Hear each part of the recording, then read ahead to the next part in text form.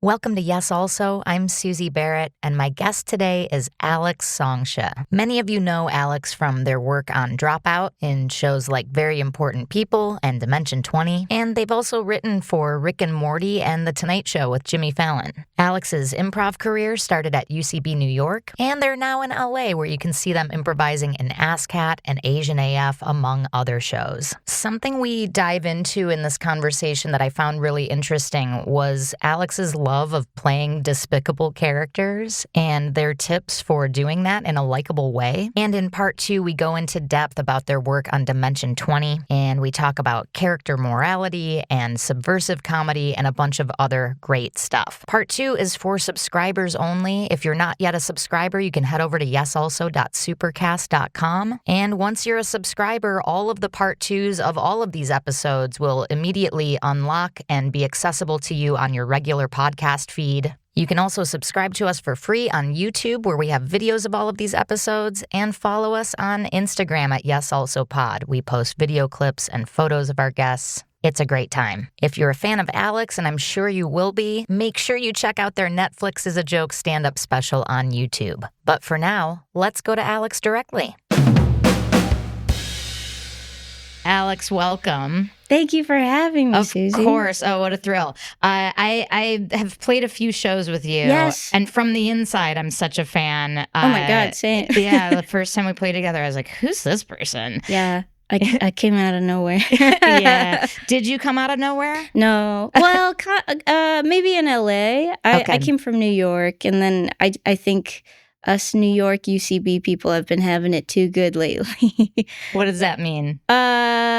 Just that LA has been very welcoming to us. Oh, great. Yeah. Cool. Yeah. That's great. Mm-hmm. How long ago did you move here? I moved here in 2021, so 4 years ago. I spent like a few... Came out of nowhere. I came out of 4 nowhere. years ago. Okay, I guess 4 years is a while. Yeah. It's only an insult to me that it's like my finger is so off the pulse that someone can be here for 4 years, and I'm like, you're new. Well, also I feel like I'm not I'm also not doing all the practice teams and jams, and I don't know, like I pop in at shows and that's about it. That's the life. That's the life. Isn't that the life? Yeah. I enjoy it. Give me like the big bird's eye view of your improv journey, like your timeline. How long have you been improvising? And then we'll like dive into individual chapters. Cool. Yeah. I first started going to UCB New York, the Chelsea Theater, in 2011. Mm-hmm. Started going to ASCAT every week, like waiting in line. Started classes at the beginning of 2012. So I've been doing improv since then. Gotcha. Yeah. So you're a firm and solid improv vet. I guess it's 13 years. Yeah, that's significant. Yeah. And then, and did you do Herald teams in New York and that whole thing? I did. Yeah. In New York, we had Lloyd teams from the, not from the beginning, but for a while before. There was never mess hall. So I did Lloyd teams first, and then Herald. And I also was a writer on Mod Night. Amazing. Yeah. A multi-hyphenate. And you're also a stand-up, a pretty successful stand-up. Oh, that's nice, I guess. Mean, anyone who has specials on TV is it's like 8.5 minutes on Netflix's YouTube channel. It counts. My eyeballs have seen it on a screen. It's branded with a major streamer logo. Okay. That counts. Okay, thank you. Yeah, you're very funny stand-up. Appreciate that. Did writing come first in your comedy journey, or improv, or how did all of this start? Were you a funny kid? Oh, was I a funny kid?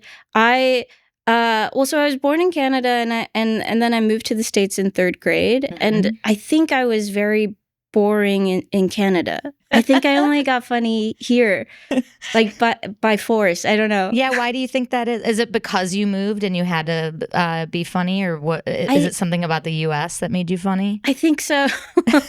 Well, the way I remember it is that in Canada, I had like 2 best friends who were girls, and the 3 of us were like the popular ones in like kindergarten to second grade, grade 2 in Canada. And then third grade, I had no friends when I moved. And then I think I started being funny to try to make friends. Yeah. A tactic. A tactic. Yeah.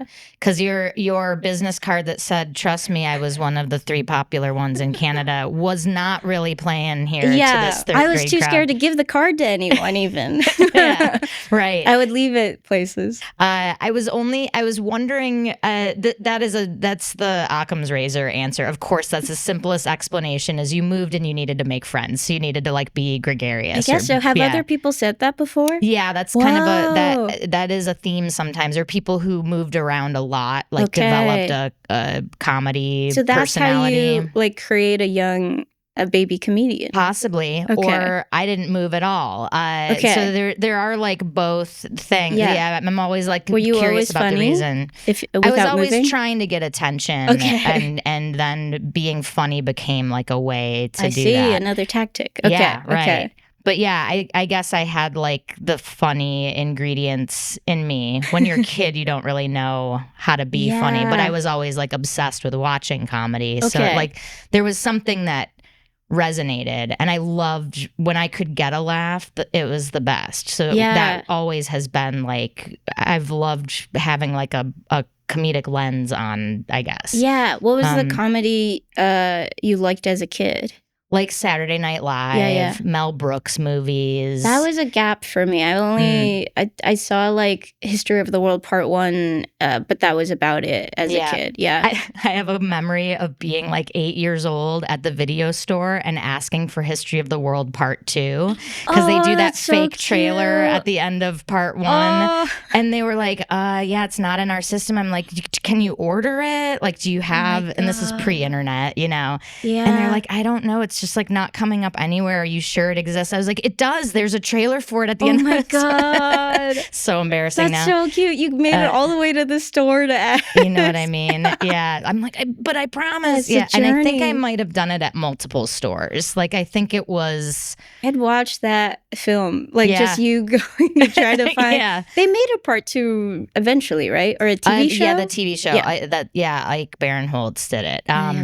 But that stuff. And then like all the spoof movies like Airplane and Hot Shots and Top Secret. Loved those. Naked Gun. New one coming out. We should plug it. I mean, seriously, Dan Gregor, former Yes Also guest, talks about the process of making it on his Yes Also episode. Trademark.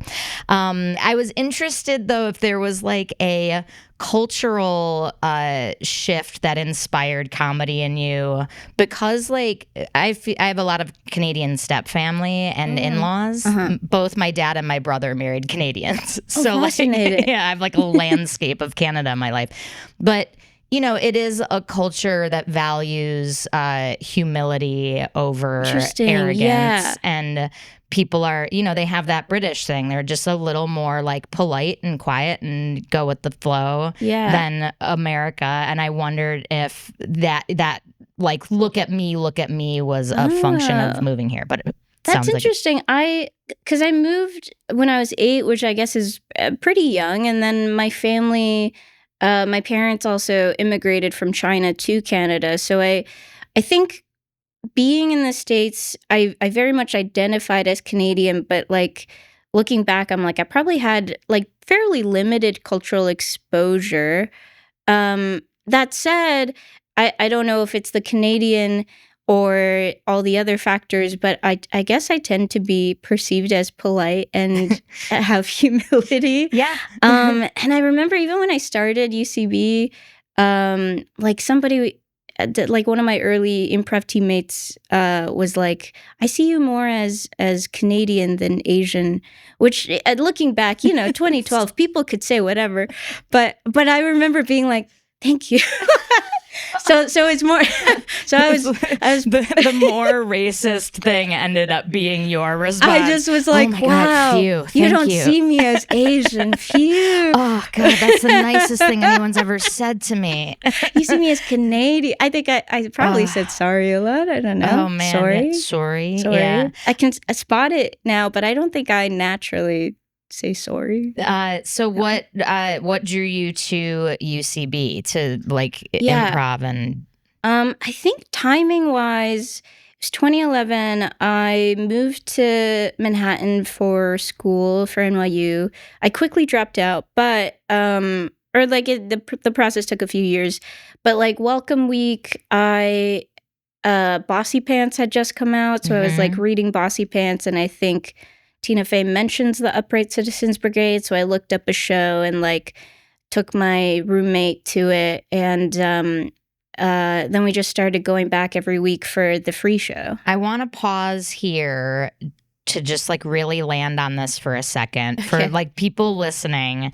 There's something so cool about whatever it is in your personality that made you follow that red string from like reading the mention of that in your book to looking it up and then going to the show, and then you loved the show, and then you kept going, and it has changed the course of your life. Yeah. Because you had that detective moment of curiosity. You read a mention of something in a book that was written by someone you loved, and then you went, I'll check it out. And I want to like just point that out because there's like several times where something like that has come up in these conversations. And I think it's such a good life lesson or a good like prompt for people who are looking to shake things up or who maybe have these like latent abilities or curiosities or talents. Just follow the breadcrumb trail. Totally. Go to the thing, you know. Yeah. Read the liner notes of your favorite album and then check out that album and then see where they started, and you know it's I feel like even now I treat everything so like I have to have a plan and I have to do it perfectly, and like that was very much just a like let's start following the red string, not knowing how long it was. Right. Yeah. Turns out it's 13 years it's still long. going. It's still going. Well, and then this has led to all sorts of cool other like offshoots, like the evolution of Dropout. Yeah. And you like doing the D&D stuff on Dropout. Yeah. And do you want to talk about that? Let's like dive into that I'm world. so grateful for Dropout. It's funny because I've been asked on like Dropout type interviews that like with press of like, oh, did I they have like guesses for how I met Brennan, or I forget what the guesses were, but I met Brennan like I was in like Improv 101 or 201, and Brennan was like a class or two ahead of me, and the first time I saw him was like at the Improv Jam at like UCB East Wednesday at 11 p.m. And I don't think he even met me then, but like I just remember him improvising and like being the best non-house team member on stage. So he was the one who asked me a decade later, once I'd moved to LA, to do one of the side quest seasons. But technically, Siobhan was also, or I think people guess that I must have met Siobhan through Rick and Morty, who introduced me to that world or something. But Siobhan and I knew each other in New York. Our mod teams were on the same night, but we weren't on the same team. And she was one of the few actor writers, and I was a writer on the other team. And she actually recommended that I apply to College Humor as a cast member back in like 18 or 19, and I just never filled out the application. Why not? Lots of ways to self-sabotage and not follow through. Can we stick there for a second? Yeah. Like, do you think you were scared of not getting it? Were you scared of getting it? Like, what's the origin of the self-sabotage? We were talking about this a little beforehand, but I just started doing Artist's Way for the first time. I've had the book for 5 years, but this is the first time I'm committing to it. And it's really cool to just like read about all the ways you can get in your own way and like be too scared for really the path. The red string kind of pulls you along if you're I don't know, getting out of your own way. Yeah. So I was still very much getting in my own way. I think the College Humor application was just like one of many things I probably didn't follow through on. And also like like the last year or two finally have like an ADHD diagnosis, but yeah, like that makes a difference. That makes a difference, yeah. Yeah, and there is like quite a bit of like overwhelm that comes with that, or like or at least in my experience, and it's absolutely. like the task can feel way more daunting, and it's easier to put it off than to do it, even though the putting off ends up being more work in the long run. Oh my gosh, absolutely. Yeah, I was doing that since I was a kid, and it like worked until a certain point of like not doing a project until like 4 or 5 a.m. that morning, like in 5th grade and stuff. And then like high school, there were certain papers where it stopped working. But you're right, like the effort to not do it was a lot more. I was just like coming up with different ways to get away with it or try to get away with it. Like I would just write the first page of an essay, and it was like double space with the proper heading, so really just half a page, and then staple that to a bunch of blank pieces of paper and hand it in, and then like it would buy me a couple days before the teacher would be like, "Hey, this is not a and full you'd be paper. like, "Oh, did it not print the whole printer? Thing?" Oh my gosh. What a brilliant. Yeah. And then we hear the Saved by the Bell theme as you Zach Morris your way out of class. When I wake up in the morning, my alarm goes. No. I didn't really watch Saved by the Bell. I think I watched the first season, but I think I probably would have loved Zach Morris. You would have loved Zach Morris. Yeah. That is so in the spirit of Zach. Yeah. Like, he's Asian. He's like, his mom is Indonesian? I could be wrong. I didn't know that. Paul Gosselaar? Yeah, cool. He's part Asian. Yeah. I complimented him once by being like, I couldn't tell at all that your mom was Indonesian. Oh. And then he said, thank you. He said, yeah, thank you. People love when you do that. Yeah. They love it. They love it. So I want to know, how many times did you try this ruse? That one I only did one. Okay. I feel like you can only do each one once. Yeah. Maybe once with each teacher, but I think I only did it with my English teacher. It's pretty brilliant. Is it? Thank you. Yeah. Okay, here are some other strategies. Yeah, give me some more. I love stories like this. If you're a high schooler, yeah. And you need a strategy. I don't know if they still do like PowerPoint, like flash drives and stuff. But so I had like a PowerPoint presentation, and it was around the time that like the files changed from like .ppt to like .pptx or ptt. Whatever it is. Sure. But I would letters, just letters, and but then there was like Windows XP or there was like a new extension, and so I would just go in and like change that, but it's not the proper way to convert it. So like, once I brought that file in on a flash drive to class and clicked it on the computer, it would say file corrupted, and I'd be like, oh shoot, like how did that happen? And it's like a blank, it's like there's no slide, it's all the slides are empty. It's an empty but you can't open starter it. template. But no one can see that. Another brilliant one. Thank you. Because these things happen to people who did their project all the time. Like you get, it's just observing. Yeah. Like you just created your own logistical problem to make it look like you did your work and you got screwed. And then a little performance of how did that happen? And then you become so sympathetic as a character. The teacher's like, you poor thing. Yeah. Maybe they did. Yeah. Maybe not.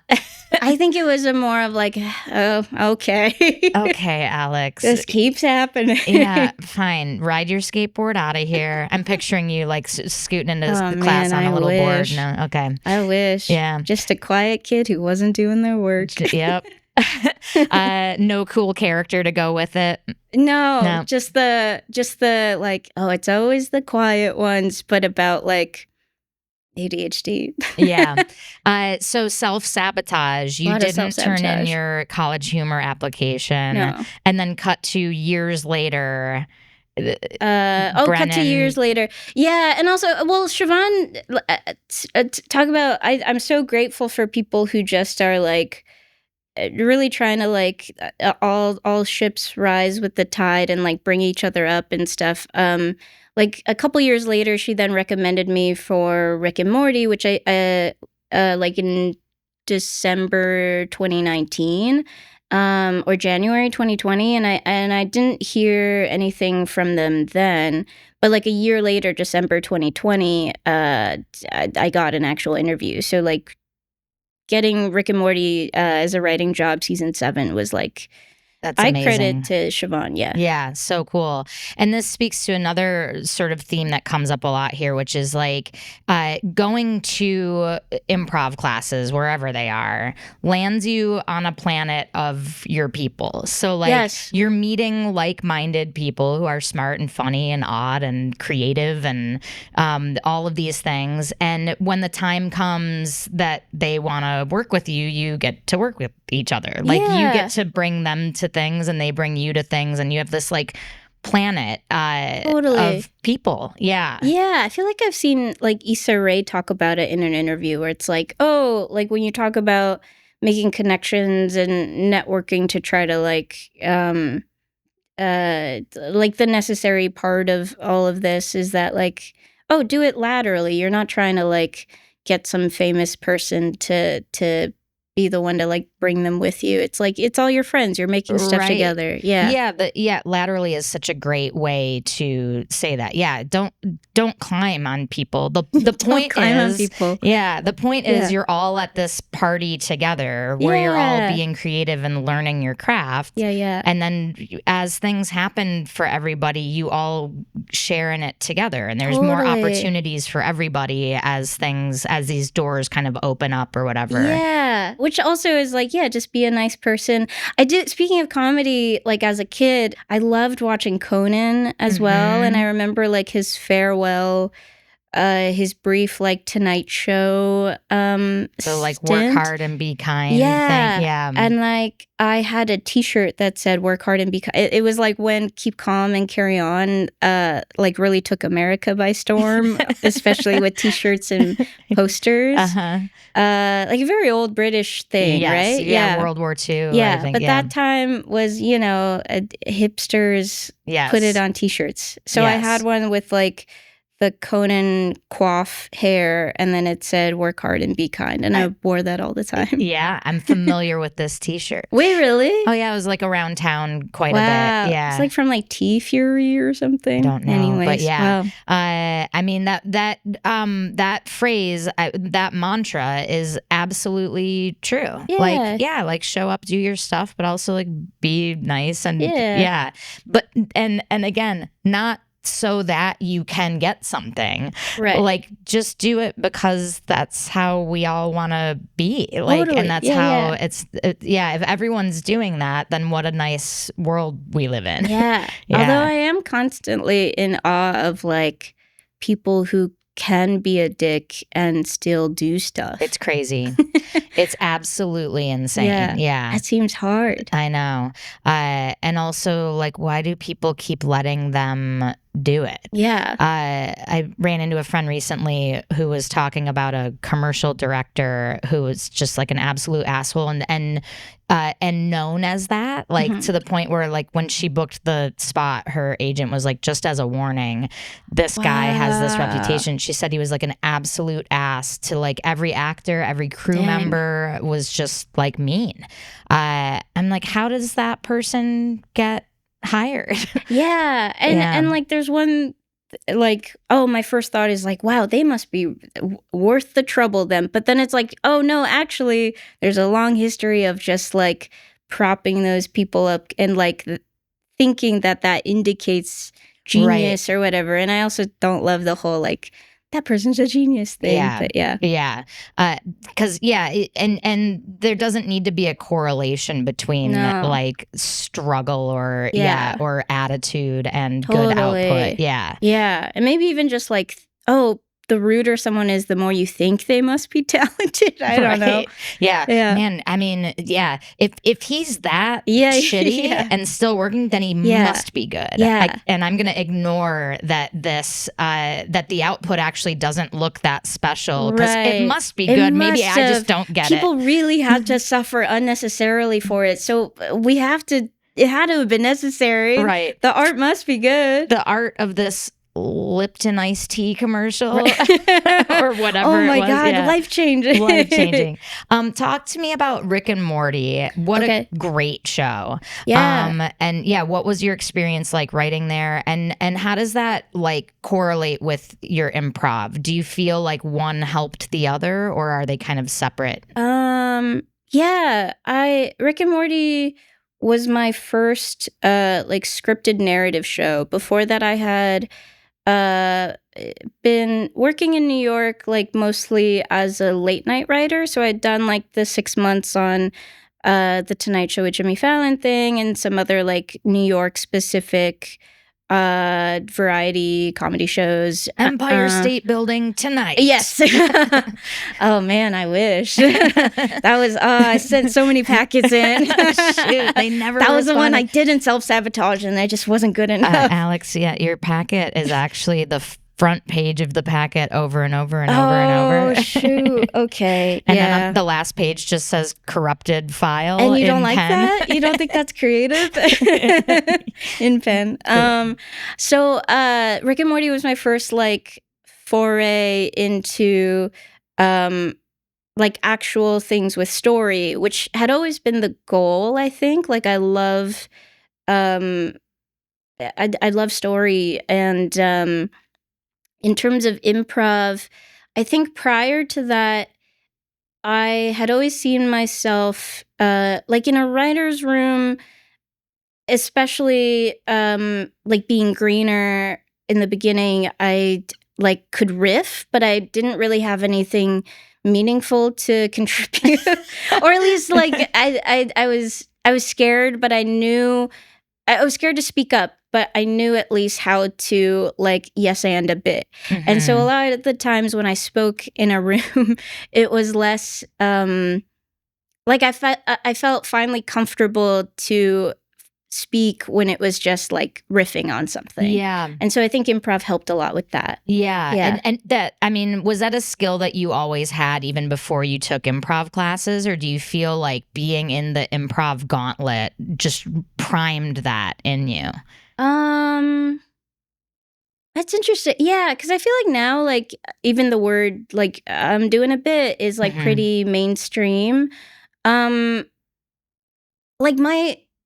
like an early memory of just like doing bits and riffing with a friend was like my college roommate. When after we would go to ASCAT, we had a third roommate who didn't end up getting into comedy, but like we'd drag her along and maybe another friend or two.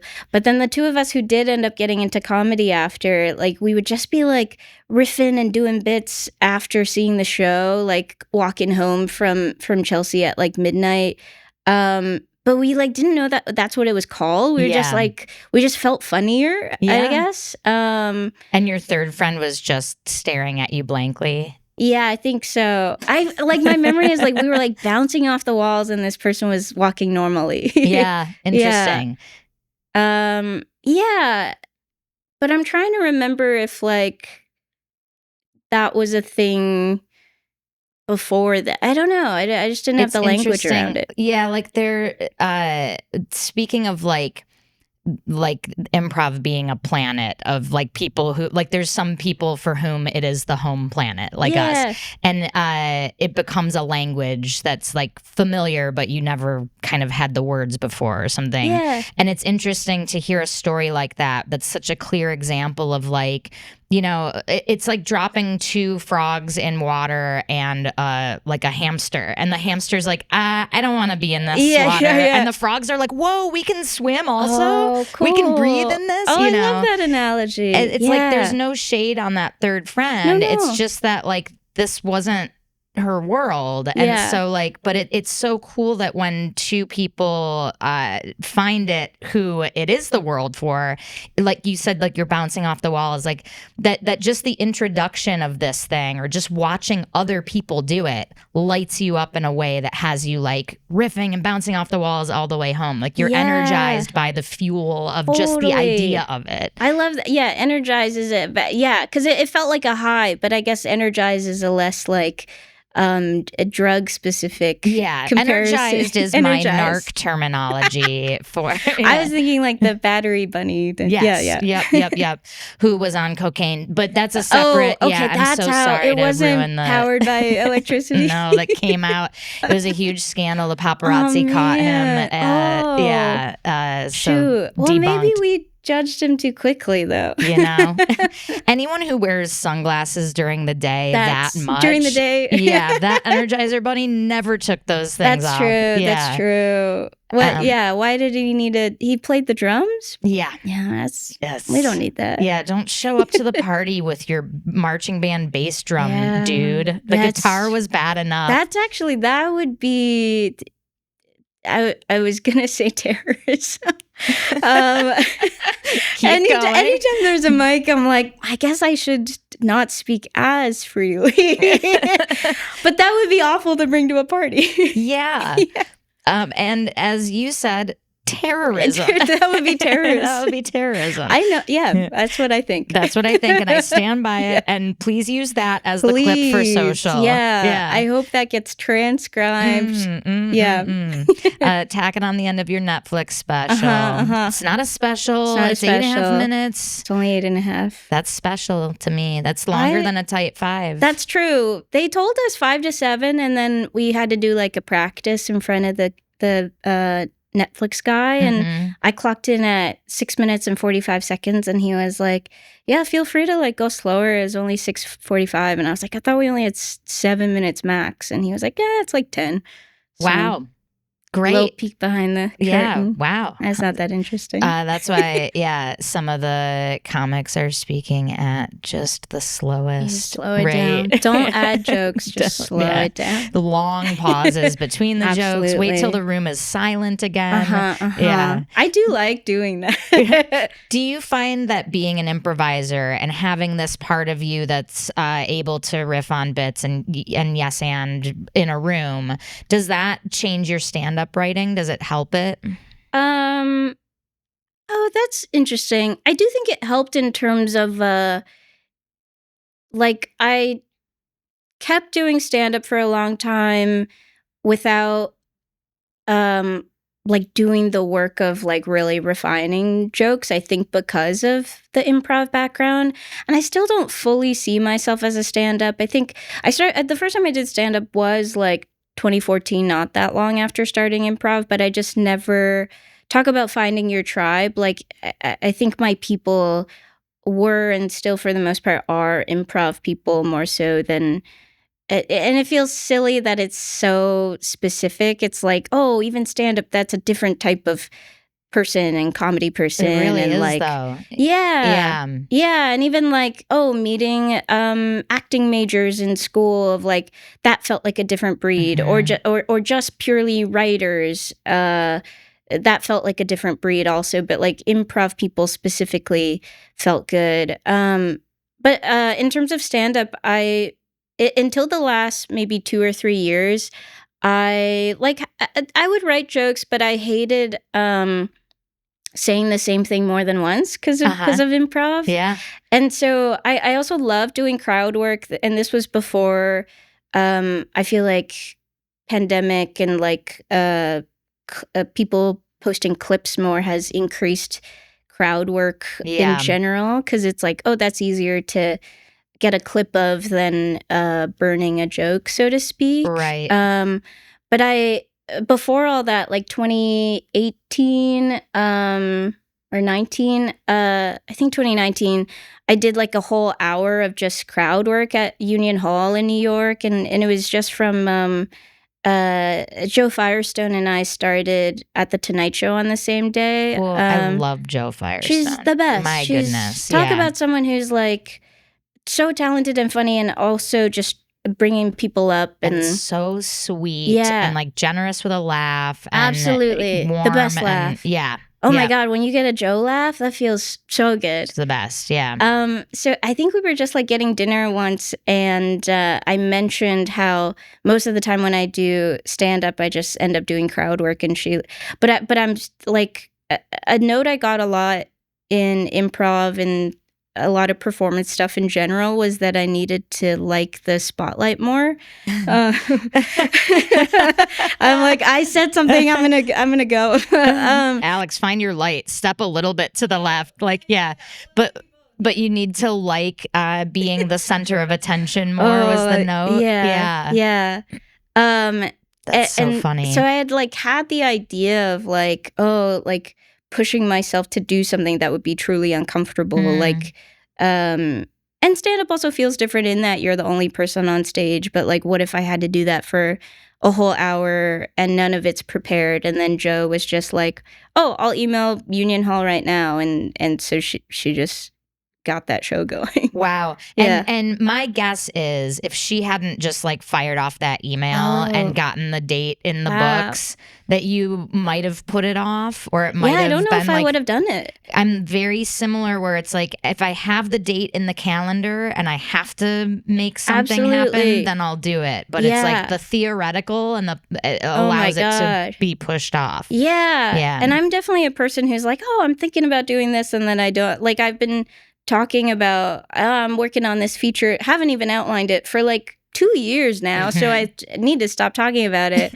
I think that's a thing I read somewhere recently. It's just like, oh, stop talking about the thing that you're thinking about doing and just like do things. Yeah. You're from now on, you're banned from talking about the thing until you've already done it. Yeah. I don't know. Maybe there's a balance. So this hour-long crowd work show at Union Hall, how did it go? How did it feel to push yourself into that discomfort? And have you noticed results from it? Oh, from that one show? You know what I mean? That's when everything That's when it changed. all shifted. It was so much fun. I was so nervous beforehand. I tend to be a lot more nervous before stand-up in general over improv. Yeah, that makes sense. Yeah, because you are by yourself on stage. Yeah. And you're presenting stuff that for the most part is like, I thought of this and I think this is funny. Like the crowd work stuff is more improvised and I think more forgiving. But I think I think that is why I like it. And yeah, the forgiving part of like improv too, of like, oh, learning also as a sketch writer that not every funny improv scene translates to a good sketch, because the premise itself isn't that revolutionary. It's just you built it with the audience. Right. Yeah. Right. But the show, I had 2 openers who were both like more talented, more established than me. It was Becky Chacoin and Sam Reese, as Girls with Brown Hair was their sketch duo name. And then I, at the time, was on a writing job with the Lucas brothers, and so they also opened for me. I don't know the Lucas brothers. They're like George Lucas from Star Wars. George and then Lucas. His brother. Yeah. No, they're 2 very talented stand-ups. I don't know if they still do stand-up, but also very talented writers. They co-wrote Judas and the Black Messiah. Is it Judah or Judas? Judas, yeah. Okay. Oh, man. Yeah. I hope Right? Hope the internet doesn't judge me. Yeah, very talented writers. So they opened for me, and then I did like start a clock of like, I'm gonna do a whole hour of none of this is prepared. Cool. Yeah. And you're shitting your pants beforehand. I was, yeah. My best friend T. Roche like came over to like I think I was living in Williamsburg at the time, very briefly. And we like got Thai food, and I was just so nervous. And then it was fine. And then how soon after the clock started did it start feeling fine? Probably immediately. I think there's something about being on stage that feels fine. Yeah. Yeah. But it's the lead up that's a little scary sometimes. Yeah. Interesting. And then, all of this, the origin for this was you feeling like you needed to, or you being told that you needed to be more comfortable in the spotlight. Yeah. And then it's like, as soon as it starts, you're fine. So what's the discomfort with the spotlight? Or maybe it's like the lead up that's so scary of like, especially with stand-up, it's like, I better have prepared, similar to like that feeling of school assignments. And it's like, oh no, I didn't prepare enough. I could have prepared more. Whereas improv, it's like, like maybe you get some jitters, but like for the most part, it's like you have a whole team up there who has your back, and you've like been preparing. And the goal is to not prepare. Right. Like you're actually doing it wrong if you prepare. Absolutely. So, yeah. You're it's a sport of. Maybe that's why it's, oh man. Yeah. I love improv more than anything, but yeah. I wish that could be more job. That is job sometimes. More job. That is job. I wish it could be more job. I wish it could be more job. I want to go to a subscriber question. Okay. I have a couple of them here for you. One of these relates. So I asked the inverse of this, but Evan asks, do you find that stand-up helps with your improv? Oh. I asked if improv helped with stand-up, but this is maybe a more interesting question. I don't think I've ever been asked that. I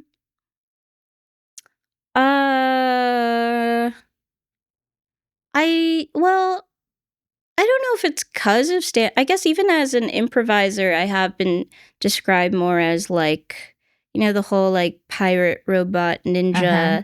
I'm definitely more ninja, and like sometimes I've been described as like sniper of like, here's the one line, and then I'm just gonna come in and say the perfect funny thing that like, yeah. And so maybe that's like a little more writerly brain, stand-up brain, but I don't think necessarily it came from doing stand-up. Recently I was doing a variety show. I love this show, but I guess I won't name it to not call out the hosts.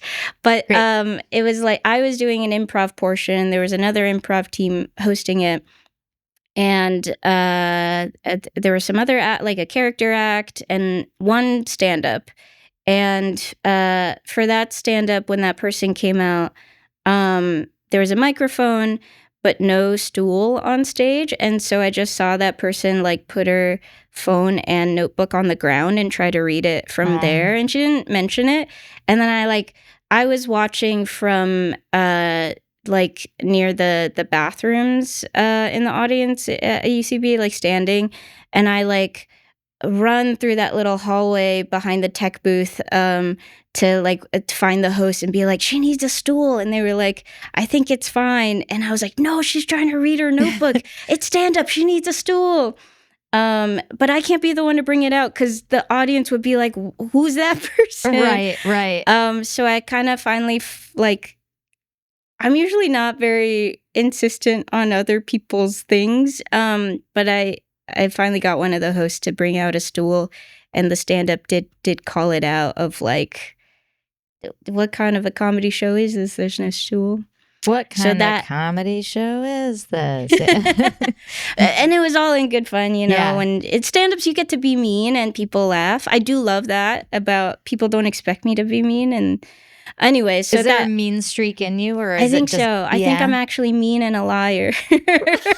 That's how I see myself. Really? Yeah. But anyways, that's how stand-up helped my improv. I was doing an improv show and I got that stool brought out. Oh my God.